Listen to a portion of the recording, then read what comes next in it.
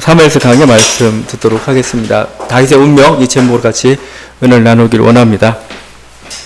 제가 다 읽진 않았지만 19장과 20장 굉장히 20장 굉장히 42절까지 가고 있습니다. 말씀을 읽으면서 또 묵상하면서 들었던 생각은 다윗의 운명이었습니다. 우리는 운명이란 말을 자주 사용합니다. 제가 그래서 그 운명의 그 사전적인 의미가 뭘까 하고 찾아보니까 이렇게 나와 있어요. 인간을 포함한 모든 것을 지배하는 초인간적인 힘 또는 그것에 의하여 이미 정하여져 있는 목숨이나 처지. 운명이라고 얘기할 때는 자기의 어떤 결정이나 결단을 뛰어넘는다는 겁니다. 뭔가 나를 이끌어간다 이런 거죠. 근데 사실 우리 돌이켜보면 사실 모든 선택은 자기가 한 것처럼 보여요. 내가 결정했고, 내가 선택했고, 뭐, 그게 대학 진학이냐, 어느 대학을 갈 것이냐, 또 내가 어떤 직업을 갈 것이고, 어떤 직장을 선택할 것이냐, 여러분이 결정하고 시험 치기도 하고, 여러 가지 방법들을 취했습니다. 배우자를 선택한 것도 사실은, 여러분이었죠. 우리 자신이죠. 그런 거 보면 내가 선택한 건데, 근데 내가 선택한 대로, 내가 계획했던 대로 내 인생이 안 굴러가요. 내가 그렸던 그런 그림이 있는데 그대로 안 되고 오히려 또 어긋난 방향으로 갈 때가 참 보면서 이게 아닌데 그런 생각을 좀 하게 되죠.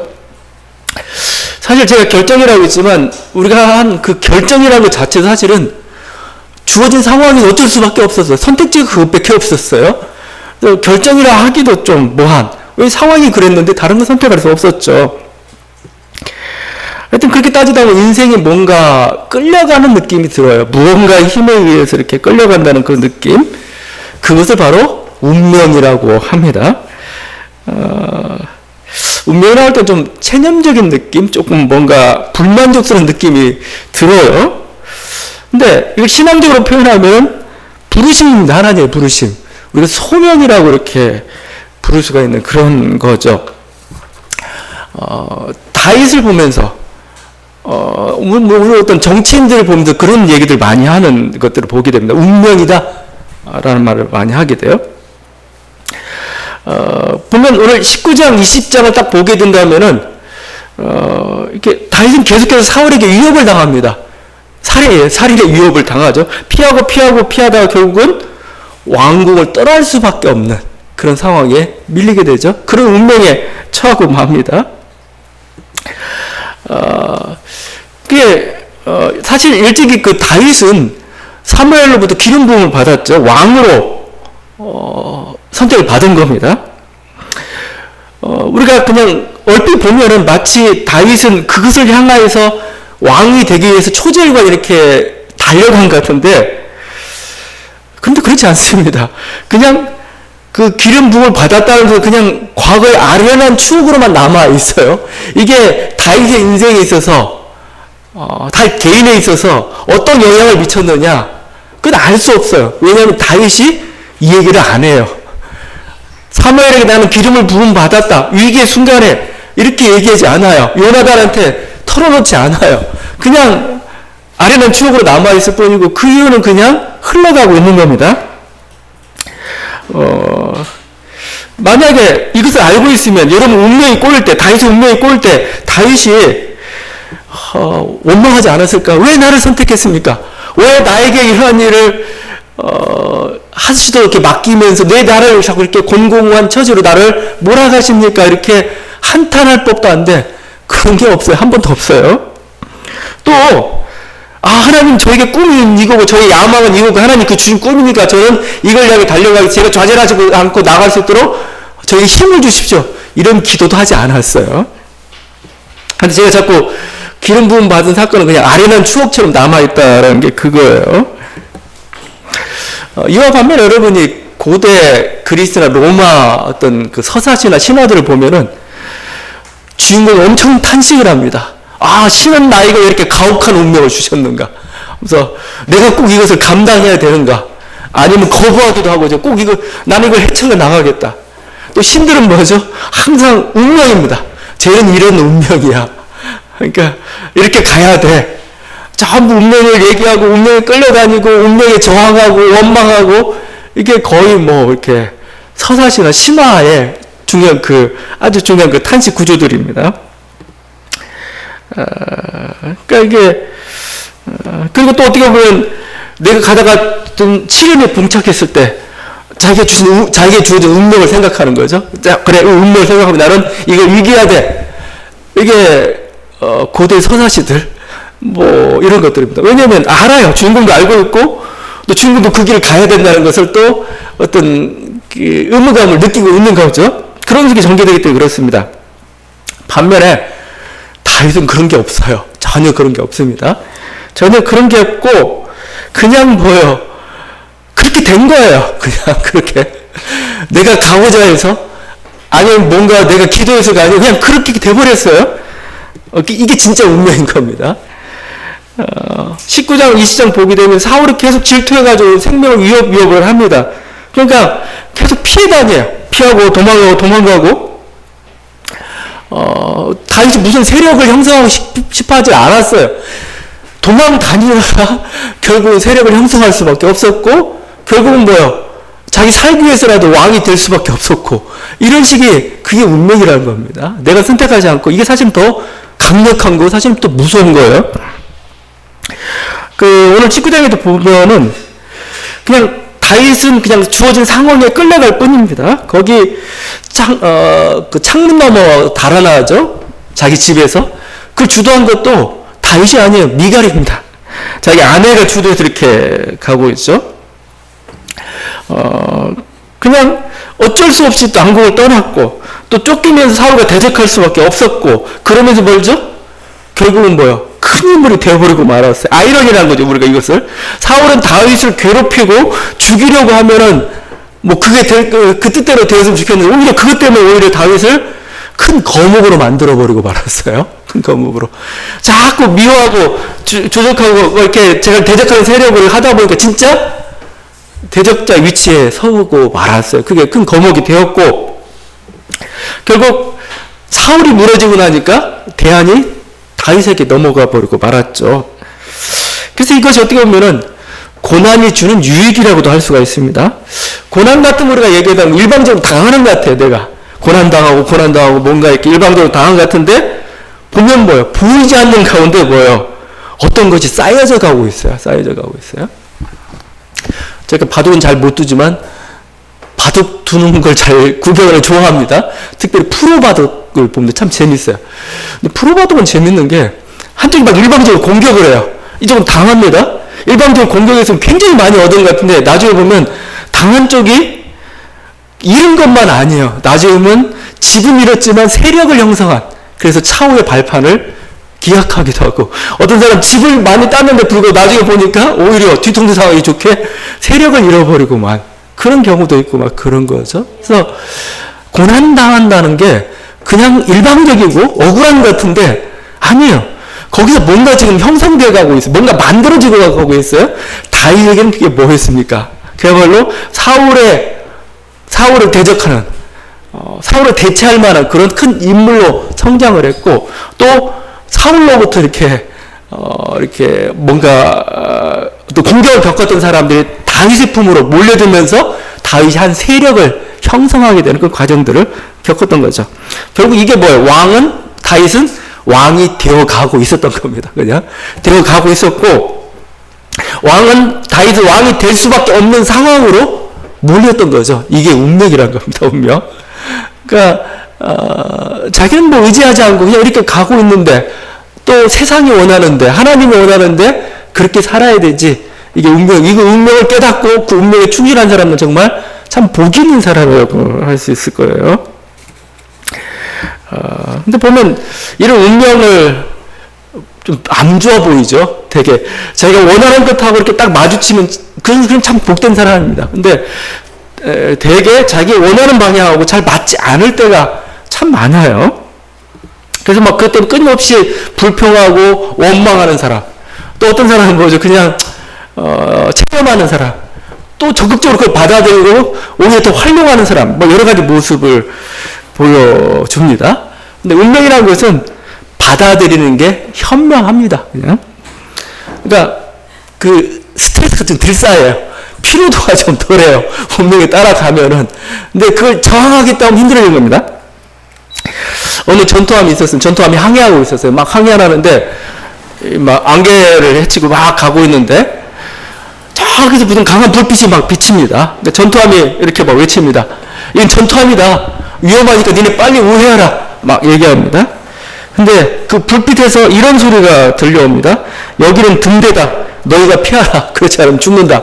그랬어요. 등대예요. 우리는 피하야지. 그거 함께 돌진하겠다고 가다가 완전 풍비박살난 그런 경험을 하게 되죠. 운명 같은 게 사실은 그런 거란 겁니다. 사도행전에 처음 바울을 예수님이 다메섹에서 이렇게 부르시죠. 부르시면서 여러 장면을 이렇게 바울이 다메섹에서 예수님 만나는 장면 여러 가지 얘기하고 있는데 그 중에 26장에서 이런 얘기합니다. 예수님이 바울한테 직접 이런 얘기예요. 네가 어찌하여 나를 박해하느냐? 가시체를 뒷발질을 하기가 네게 고생이니라. 이 말은 무슨 뜻이냐면은 소가 짐을 지고 막 가야 되는데 안 가요. 그런데 채찍질을 하죠. 채찍질이 아파요. 아프니까 소가 발버둥을 치는 겁니다. 막 발을 뒤로 그러면 더 맞죠. 더 맞아 가야 되는데 이게 가시체를 뒷발질하기가 네게 고생이다. 결국 너희가 주어진 운명이 있는데 소명이죠. 그 길을 가지 않고 자꾸 딴 길 가겠다고 하면 뭐죠? 괴롭다는 겁니다. 발버둥 쳐봤자 더 괴로우니까 순응해라 이런 뜻이죠.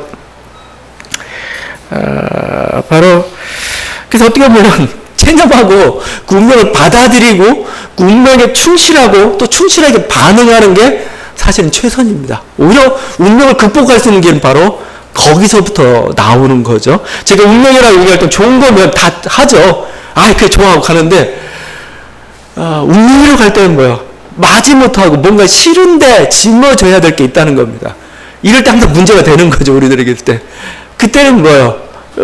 누가 가기 싫죠. 누가 이걸 하기를 원하겠어요? 근데 결국은 뭐예요? 결국은 받아들일 수밖에 없고 받아들이지 않겠다면 힘들어지는 거고 오히려 받아들임을 갈 때 오히려 쉬워진다는 겁니다. 오히려 이게 우리가 이런 행동을 뭐라고 하냐면 성경에서는 감사라고 합니다. 감사는 결국 뭐예요? 그냥 말로 감사합니다가 아니죠. 받아들이겠습니다 이거죠. 이걸 하나님의 뜻이고 전 하나님의 뜻으로 이것을 받아들이겠습니다. 거기에 순종하겠습니다. 이게 바로 감사합니다. 금팔의 의미랄 것입니다. 보면은 다윗은 이렇게 운명이 왕이 되어가는 운명으로 하나님 이끌어가고 있고 다윗은 그 순간순간에 충실하게 그 일들을 지금 해나가고 있습니다. 그게 19장, 20장을 읽으면서 우리가 제가 느꼈던 그런 다윗의 모습이었습니다. 다윗은 그래서 여러 차례 걸쳐가지고 위협을 당합니다. 결국 19장, 20장의 결론은 그래서 다윗은 뭐예요? 왕궁을 떠날 수밖에 없었다. 왕궁은 권력의 핵심의 자리입니다. 그리고 어떻게 보면 이곳의 주인이 되겠다는 하나님의 약속이 있었지만 그것은 이루지 못하고 이제 아주 정체 없이 망명의 길을 갈 수밖에 없는 상황을 19장과 20장에 그걸 다 보여주고 있어요. 노골적인 위협들이 사울로부터 왔고 주변 사람들 그걸 인식을 했습니다. 그래서 우리가 19장 읽은 대로 요나단이 먼저 알아차요. 아버지가 좀 이상하네. 다윗을 굉장히 경쟁자로서 대적자로 의식하고 있네. 그럼 이렇게 얘기합니다. 내 아버지 사울이 너를 죽이기를 꾀하시느니라. 그러므로 이제 청하노니 아침에 조심하여 은밀한 곳에 숨어 있으라. 내가 아버지를 설득해 보겠다. 다윗이 이렇게 당신에게 또 이스라엘 충성 때인데 왜 당신을 이렇게 미워하면서 부당하게를 죽이려 하십니까? 설득이 되었던 거죠. 결국은 위험이 있었지만 요나단이 있었기 때문에 그가 보호를 받습니다. 하나님 우리를 도우시는 방법이죠. 하나님 우리를 여러분을 도울 때 그냥 막 하늘의 기적적인 방법으로만 도는 게 아니고 사람을 통해 도울 때가 가장 많습니다. 내가 너와 함께한다 이거죠. 내가 너를 돕겠다고 할 때 어떻게 도와요? 사람을 통해서. 다윗은 자기가 하나님 당신은 나의 요새시우라고 고백하고 있는데 정말 하나님 요새가 돼가지고 나를 보호해 주셨는가? 물론 그럴 수도 있겠죠. 근데 뭐요? 가장 많은 경우 하나님 뭐요? 사람이라는 요새를 보내셔가지고 그를 보호해 주셨던 거죠. 이게 바로 다윗을 지금 요나단이 보여주고 있습니다. 자 이렇게 해서 요나단이 적극적인 변호에 의해서 다윗은 사울의 측근이 됐죠. 왕국이 일할 수 있게 되었습니다. 사울은 맹세까지 해요. 6절에 요나단의 말을 듣고 맹세하되 여호와께서 살아계심을 두고 맹세하거니와 그가 죽임을 당하지 아니할 것이다. 근데 그 맹세를 오래 가지 못했죠. 악령이 들린 사울이 수금을 다시 타고 있는데 단창을 던져버린 거, 죽이려고 했던 거죠. 그래서 그 단창이 벽에 박혔습니다. 피해서. 그래서 다윗은 그 밤에 달아날 수밖에 없는 그런 형편이 되고 말았죠. 그 맹세까지 했는데도 불구하고 그냥 사울은 이렇게 다윗을 죽이려는 그 질투심을 다시 폭발시키고 말았죠. 그러니까 미움이나 질투라는 게 쉽게 해결되지는 않는 것 같아요. 이렇게 그 말은 용서한다 하지만 그 근원적인 문제가 해결되지 않으면은 언젠가는 다시 폭발하죠. 그래서 여러분 어설픈 화해가 제일 위험합니다. 어설픈 화해 해놓고 나서 안심하지 마십시오. 아직 끝이 아닙니다. 그 문제가 근원적으로 해결되지 않으면은 그건 어설픈 화해예요. 10년, 20년도 갑니다. 그래 용서할게 하고 있는데 10년, 20년도 가요. 가다가 결국 그 문제가 근본적으로 해결되지 않으면은 풀어지지 않는 거죠. 인간의 마음이라는 게 그런 거고, 사울은 어설프게 뭐 그냥 내가 맹세할게, 너를 살려줄게 했지만 결국은 그 본 모습이 금방 드러나고 말았죠. 그래서 이제 다윗이 자기 집으로 달아났습니다. 그러니까 이제 사울이 자기 부하들을 보내가지고 다윗을 죽이려고 합니다. 뭐 재판도 없어요. 너 그냥 당장에 가서 너희를 가서 다윗을 죽여, 막 이렇게 한 거죠. 이때 이 위기를 벗어날 수 있게 해준 인물은 미갈이었습니다. 사울의 딸이자 다윗의 부인이죠.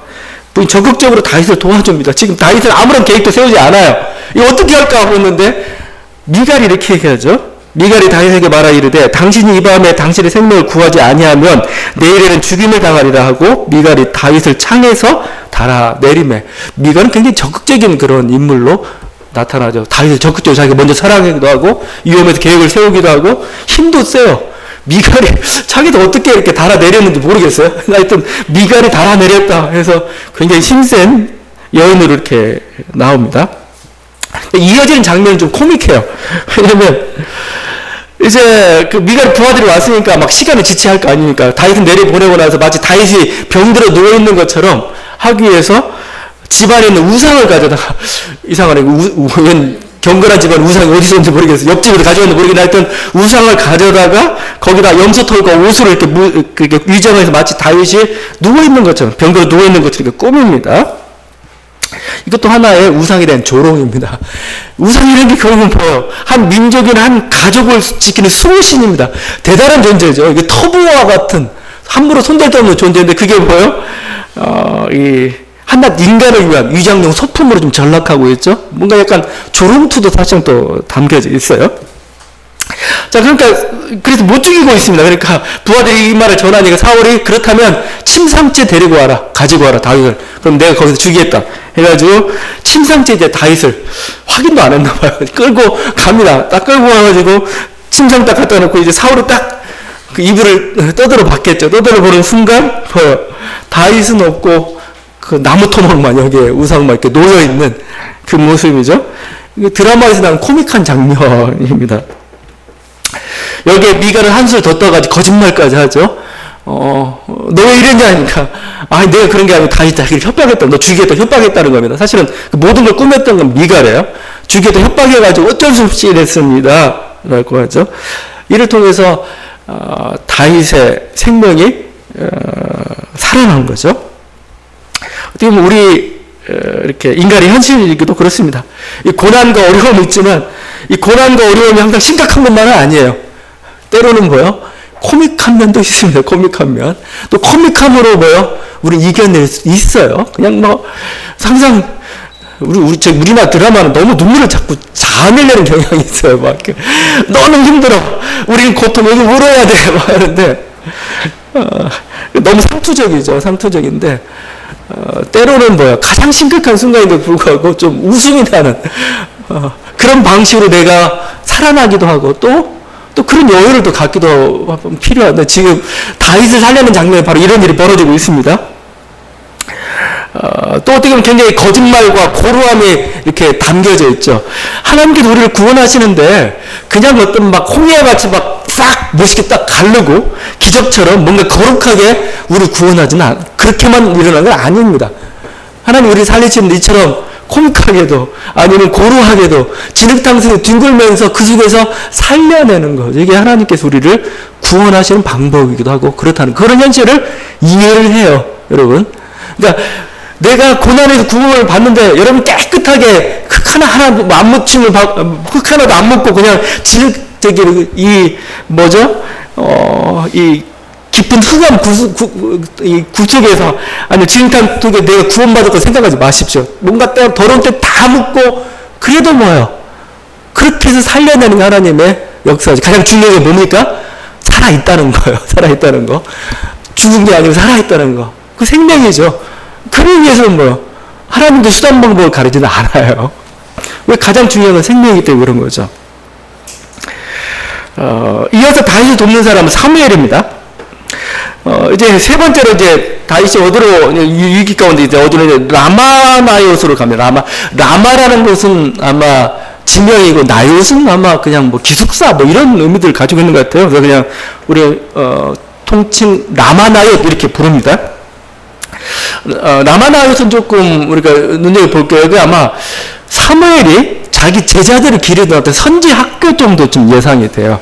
선지 학교가 있었는데 여기서 이제 막 선지자 훈련도 시키고 여러 가지 실습도 시키고 진짜 예언 사역도 하고 사람들 여기 와서 뭔가 이렇게 하는 말씀 듣기도 하고 그런 곳입니다. 거기에 숨었습니다. 그러니까 사울이 그 소식을 들었어요. 그래서 부하들을 보냅니다. 다윗을 끌고 오라고. 근데 부하들이 가는 족족 이 선지학교에 와가지고 라마나에서 와가지고 하나님의 영에 감동돼가지고 예언을 하는 거죠. 막 그 자리에서 막 제정신이 아닌 상태에서 하나님의 말씀 전하는 그런 어떤 신비적인 모습들을 보여줍니다. 이게 한 번만 있는 게 아니고 두 번째, 세 번째 번에도 똑같이 그런 어떤 일들이 일어납니다. 막 전령들이 하나님의 영으로 이렇게 이렇게 취해가지고 예언한 일들. 그러니까 답답해서 이제 사울이 직접 내가 다윗을 잡으러 가겠다. 그래서 라마나에서 오는데 사울은 뭐예요? 오기도 전에 그 길에서 하나님의 영의 충만함을 받습니다. 19장 23절 24절 이렇게 전합니다. 하나님의 영이 그에게도 임하시니 그가 라마나에서 이르기까지 걸어가며 예언을 하였으며 그가 또 그의 옷을 벗고 사무엘 앞에서 예언을 하며 하루 밤낮을 벗은 몸으로 누웠더라 이거죠. 라마나에서 가까이 오면서부터 벌써 하나님의 영이 취해가지고 예언하기도 하고 옷까지 벗었다는 것은 뭔가 굉장히 어떤 황홀경이라고 신비경이라고 하죠. 보통 막 그 예언이라는 게 정상적인 상태에서 일어나는 게 아니지. 뭔가 굉장히 자기가 잃어버린 그런 상태입니다.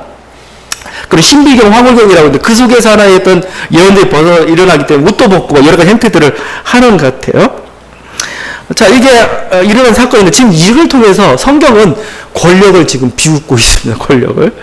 사울은 권력자죠. 지금 우리가 사울은 뭐 계속 굉장히 누추하고 뭔가 굉장히 고루한 인물처럼 우리가 뭐 보이고 있지만 아닙니다. 사울은 왕입니다. 권력을 가지고 있어요. 군사들과 폭력을 행사할 수 있는 힘을 가지고 있고 다윗은 쫓길 수밖에 없는 그런 존재죠. 근데 그가 뭐예요? 옷을 벗은 채 왕인데 대통령인데 그가 옷을 벗은 채 지금 예언을 하고 있어요.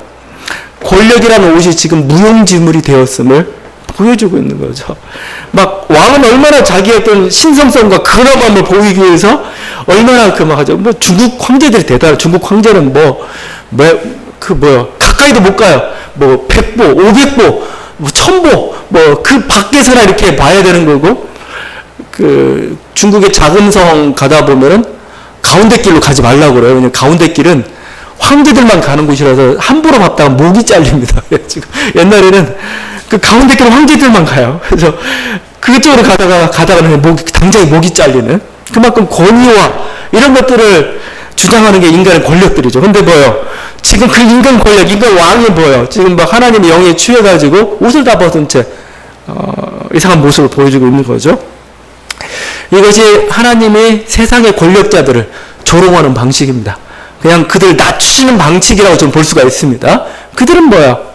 아무것도 아닌 거예요. 하나님 영에 취했을 땐 정말 아무것도 아닌 그냥 평범한 인간에 불과 그런 거죠. 이 권력자를 낮추심으로 하나님이 지금 참 교육을 시키고 있습니다. 너는 뭐야? 너의 나라 모든 나라와 권세와 영광은 내게 있어. 너는 나의 영에서 이렇게 휘둘리는 그런 존재함을 보여준 거죠. 왕을 겸손하게 만드는 지금 행동이기도 하고 그렇습니다. 뭐 그렇다고 해서 하나님이 권력자에 대해서 마음에 안 드니까 바로 그냥 그 심판의 주먹을 내리쳐가지고 심판하시느냐? 그렇지는 않아요. 왜냐면 왕이나 나라라는 제도는 사실은 불가피한 측면이 있습니다. 만만치 않아요. 왜냐면 한 인간의 그 생존과 안전을 위해서 필요한 게 사실 나라고 민족이고 왕이라는 그 제도예요. 그러니까 뭐요? 아무리 왕이 잘못했더라도 함부로 하나님 칠 수 없어요. 그냥 뭐죠? 왕을 치는 게 아니에요. 나중에 잘못 왕을 쳤다가는 결국 그 나라도 힘들어지기 때문에 바로 심판이 내리지는 않습니다. 그래서 그런 면을 본다면은 결국 이 말씀을 통해서 주시고자 하는 교훈은 뭐냐면은 신앙인들이 주는 교훈이죠. 세상 권력은 뭐예요? 하나님의 수중에 있다는 거죠. 그러니까 뭐예요? 두려워하지 말라 이거예요. 거기서 나오는 마음이 담대함입니다. 파랄레시아스, 담대함. 담대하게라고 할 때 그 담대함은 뭡니까? 어떤 권력이나 위력 앞에 주눅들지 않고 뭐죠? 당당하게 자기 길을 가는 사람, 외치는 사람, 그 태도를 바로 담대함이라고 외치는데 사도행전의 모든 사도들이 그런 모습을 보이고 있죠. 어떻게 보면은 하나님께서는 이를 통해서 뭐죠? 신앙인들에게 믿음의 길을 가는 사람에게 담대함을 가르쳐줘요. 모든 나라와 권세 영광 아버지께 있다 이거죠. 두려워 말고 그 길을 가라고 좀 얘기하고 있는 겁니다. 자, 이래저래 하여튼 모습부터 하나님은 다윗을 보호하십니다. 그러다가 이제 다윗이 마지막으로 다시 간 곳이 찾은 곳이 요나단, 그 20장 내용들입니다. 20장은 결국은 1절부터 42절이 굉장히 길어요. 그 결론은 결국은 뭐냐 이거죠. 다윗이 왕국을 떠날 수밖에 없었다. 이겁니다. 떠날 수밖에 없었다. 그죠? 다윗이 지금 남아다윗을 도망갈 때 요나를 찾았죠. 그래서 요나단한테 하소연을 합니다. 난 잘못한 것도 없는데 너희 아버지 사울이 나를 죽이려고 한다. 난 지금 3절이죠. 20장. 나와 죽음의 사이는 한 걸음밖에 없다 이거죠. 죽음이 지체겠다고 합니다. 난 조금만 잘못한 것 자칫 죽을 수밖에 없는 그렇게 좀 코너에 몰렸다. 요나단 사실 이 사실을 몰랐죠. 왜 몰랐냐면 아버지 사울을 보니까 요나단 너무 친한 거야. 그러니까 요나단한테 속이는 겁니다. 요나단 몰래 이런 자기 부하들 보내가지고 다윗을 암살하려고 하고 막 이런 거죠. 결국 이렇게 둘은 그 사실을 알고 이제 다윗과 요나단이 계획을 꾸밉니다. 정말 아버지 사울을 나를 죽이는 내가 확인해야 되겠다 그죠? 너 만약 확인되는 순간 확인된다면 넌 빨리 달아나.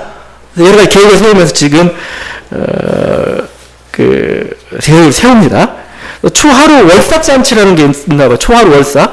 그러니까 아마 첫날은 아마 이건 어떤 정결 예식과도 관련되어 있기도 하고 이렇게 왕이 측근들과 함께 잔치를 같이 벌이나 봐요. 이렇게 보니까 다윗이 안 보여요. 그래서 뭔가 다윗이 뭔가 부정한 일을 행했나? 뭐 여러 가지 생각을 합니다. 그러니까 이 사울은 보면 굉장히 인격이 두인격 같아요. 두인격. 막 죽이려다가도 그 까맣게 잊어버리고 또 뭐 다윗이 어디냐고 막 찾고 막 이러죠. 다음 날도 보니까 안 보여요. 안 보니까 요나단한테 물어봅니다. 너 어떻게 됐느냐? 이거 다윗 지금 어디 갔느냐? 이새의 아들의 행동을 묻죠. 그러니까 요나단이 이렇게 얘기합니다. 그 베들레헴 자기 가족들이 드린 제사가 있는데 가겠다고 해서 나는 보내줬다. 여러분 왕궁에 있다는 것하고 왕궁을 벗어났다는 것 차이를 드라마를 많이 보면 알아요. 그 왕궁에 있다는 건 왕궁 소유에 있다는 건 뭐예요? 자기 목숨이 언제 빼앗길지도 모른다는 겁니다. 근데 베들레헴 갔다는 건 뭐예요? 왕궁 밖을 벗어났다는 거죠. 그러니까 막 사울을 화난 거예요. 이게 달아나서 도와줬구나 이거죠. 화가 났습니다. 버럭 화를 내죠. 이새의 아들이 살아있는 우리 사울 왕조는 지탱할 수 없다. 이런 겁니다.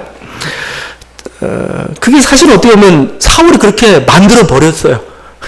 그냥 포용했으면 어떨까? 우리는 역사에 가정이 없겠지만 포용했으면 어떻을까? 그 역사가 어떻게 흘러갈지도 몰라요. 그건. 근데 하여튼 사울이 다윗을 그렇게 그런 인물로 키워버렸어요. 결국은. 그러니까 뭐 막 그러죠. 그러니까 막 화를 내니까 요나단 안 된다. 막 말리니까 뭐예요? 요나단마저 죽이려고 합니다. 이제 완전 미친 거죠. 미치면서 단창을 던지죠. 그래서 요나단이 결국 아버지의 뜻을 알아요. 아, 드디어 저 아버지는 다윗을 죽이지 않고는 견딜 수 없겠구나. 그래서 막 안타까워하면서 식음을 전폐하고 밤새도록 그 다윗을 슬퍼했다 이렇게 그죠? 그 다음 날 그러면서 또 이 슬픔 가운데는 예감이 있어요. 예감. 이 보니까 결국은 다윗이 승리할 것 같아. 그래서 다윗과 만나서 이렇게 얘기했죠. 이게 요나단이 다윗이 죽고 언약하기를 여호와께서는 다윗의 대적들을 치실지어다.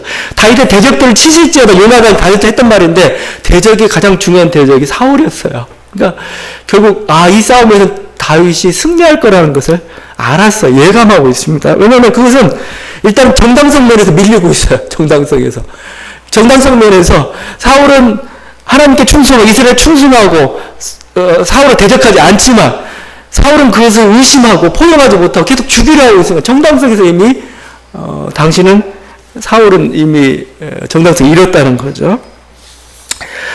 여러분 무리하게 하면은 탈이 나게 되어 있습니다. 무리하면은 정당성이 얼마나 중요한지 몰라요. 또 모든 것을 무리하면 반드시 탈락으로 되어 있고 나중에 그 대가를 치르게 되어 있습니다. 결국 그것을 확고한 그 태도를 짐작한 이제 요나단은 둘이 이제 약속했던 대로 이렇게 들판으로 가죠. 들판에 가서 저기에 다윗은 숨어 있습니다. 바위 틈에 숨어 있고 요나단이 화살을 쏩니다. 탁 쏴가지고 원래 약속 이런 건가 사실 일부러 짧게 쏴가지고 야 화살이 저기 짧게 떨어졌으면 너 가서 가져와. 멀리 가지 말고 가져와. 이렇게 하면은 안전하다는 신호입니다. 그럼 너 나와. 너 이제 평안할 수가 있어. 근데 요나단이 일부러 길게 멀리 쏴가지고 그 종한테 야, 저 멀리 갔으니까 너 저 멀리까지 가서 그 가져가면 뭐죠? 위험하다는 사인입니다. 그래서 넌 이제 바로 달아나 한 거죠. 자, 원래대로라면 지금 다윗은 지금 요나단이 멀리 화살을 쏘죠. 그 순간에 뭐죠? 달아나야 됩니다. 지금 사울이 요나단을 의심하기 때문에 그 옆에 복병이 있을 수도 여러 가지 있을 거예요. 달아나야 되는데 안 달아나요. 이게. 그래서 자기들이 짰던 위험 신호가 아주 무색하게 다시 만나요. 만나가지고 서로 얼싸안고 이렇게 하죠. 다윗이 곧 바위 남쪽에서 일어나서 땅에 엎드려 3번 절한 후에 서로 입맞추고 같이 울되 다윗이 더욱 심하더니 그러니까 어떻게 보면 지금 예감했던 것 같아요. 마지막을 여러분도 그런 예감 드는 경우가 있나요? 마지막 같아 이렇게 뭔가 그래서 이거 그냥 가면 더 이상 못 볼 것 같아. 그러니까 뭐죠? 위험하지만 얼굴을 드러내고 서로 끌어안고 이렇게 울고 다시 한번 맹세를 확인하고 서로 헤어지는 그런 모습으로 갑니다. 결국 여기 맹세했던 대로 다윗은 요나단의 가족들을 지켜주는 그 모습을 보여주기도 하겠죠. 근데 하여튼 이게 1절부터 42절까지 이 얘기입니다. 왜 이렇게 길게 다루고 있는가? 다윗의 궁금한 처지를 보여주고 있죠. 그리고 다윗이 왜 거길 왕국을 떠날 수밖에 없었던 정말 사연, 정말 밀려서 피치 못해 나가고 있다는 이게 운명이라는 겁니다. 운명. 자기가 다윗이 결정한 게 아니에요. 결정할 수밖에 없는 상황이 돼버린 거예요. 그냥 갈 수밖에 없었던 거죠. 그러니까 이걸 피하는 사람이 있어요. 막 모든 거 다 계산해가지고 그래 내가 결정할게 이렇게 가는 사람이 있는 반면에 우리가 운명에 순종한다, 운명에 맞선 이건 뭐죠? 사실은 끝까지 반응해 보는 거죠. 거기서 끝까지 반응해 보고 어떻게 해야 될 건지 그 아래에서 최선의 또 우리들의 것들을 한번 추구하다가 결국 그게 안 되면 뭐죠? 하는 거죠. 그게 바로 부르심이고 운명이라고 할 수가 있습니다. 이런 과정에서 사실은 다윗이 이 왕국을 떠날 수밖에 없었던 것은 정당하고 또 그걸 떠나서 이제 지금부터 나오는 것은 다윗의 망명길입니다. 망명길이라는 게 맞아요. 왜냐하면 이웃 나라로 지금 피해 다니기 시작합니다. 다윗은 사울은 쫓아오기 시작하고 결국 예루살렘에서 나라의 기초를 놓기까지 그런 계속 망명 생활하게 되어가는 거죠. 왜 그럴 수밖에 없었는지 그걸 지금 정당화시켜주는 그래서 결국 그 과정을 통해서 하나님의 인도하심의 것을 보여줬던 게 지금 오늘 20장의 말씀인 거죠. 여러분 결국 근데 다윗은 하여튼 이런 어떤 여러 가지 모습 속에서 그 자기 주어진 상황에 충실하게 반응할 뿐만 아니라 항상 보게 되면 사람들과 하나님으로부터 사랑을 받는 존재가 항상 나와요. 다윗 중에 항상 사람이 있습니다. 그 왕궁에서도 자기와 함께하는 사람이 있고, 또 밖에 나와서도 아둘람 그 굴 속에 지낼 때도, 저 망명정부에서 지낼 때도 항상 그와 함께하는 사람들이 있습니다. 사람들의 사랑을 받죠.